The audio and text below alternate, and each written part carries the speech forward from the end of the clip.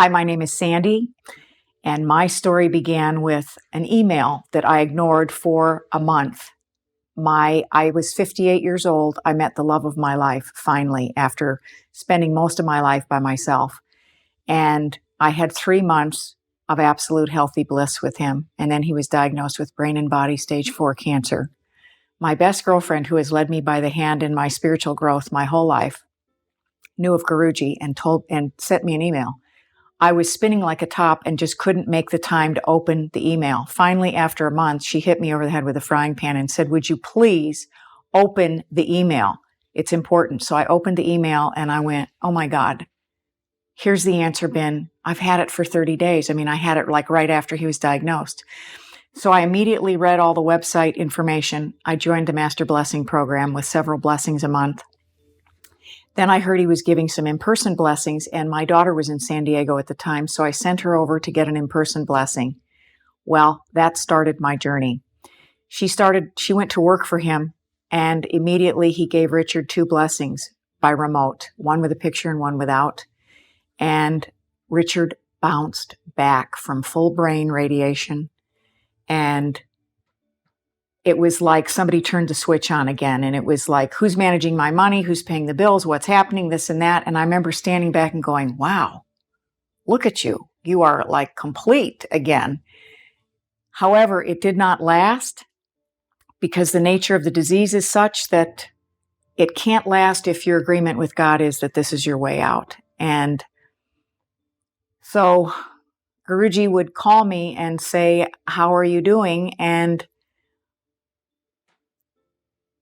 it was a tough time. I was with him 4 months trying to take care of him fully, and he died in my home after 7 weeks. And Guruji had said to me, "Because Holly works with me, if you need me, you call me." And so at the end, I called him and I said, "He's living in 2 dimensions, and I now need you to help him go because I know he's afraid to go because of me."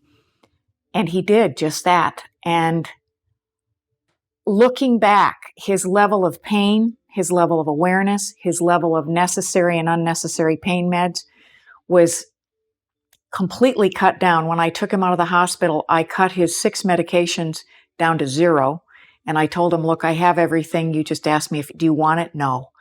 When hospice came in and I argued with them for 7 weeks, I had everything. "Do you want it?" No. So I had him at a level of awareness at the end of his life that most people don't get to experience.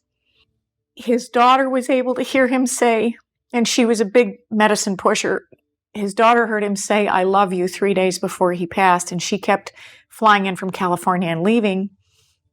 And I heard him say to me, "You are my one true love." And I said, "And you are mine, and now I have to figure out how to live without you." And I told him, "It's time to go. You lived with ease and grace. It's time now for you to go with ease and grace." So I believe that Guruji lessened his suffering, possibly sped up his end date, but we were able to do it without medication and without putting him out and sending him across to the other side aware and knowing what he was doing. And I will forever be eternally grateful for Guruji's assistance in connecting both of us to our divine, because I was able to surrender to the outcome and let go, and he was able to surrender and go with peace and know that I had this man in my life who'd connected me to the divine, and I would be okay.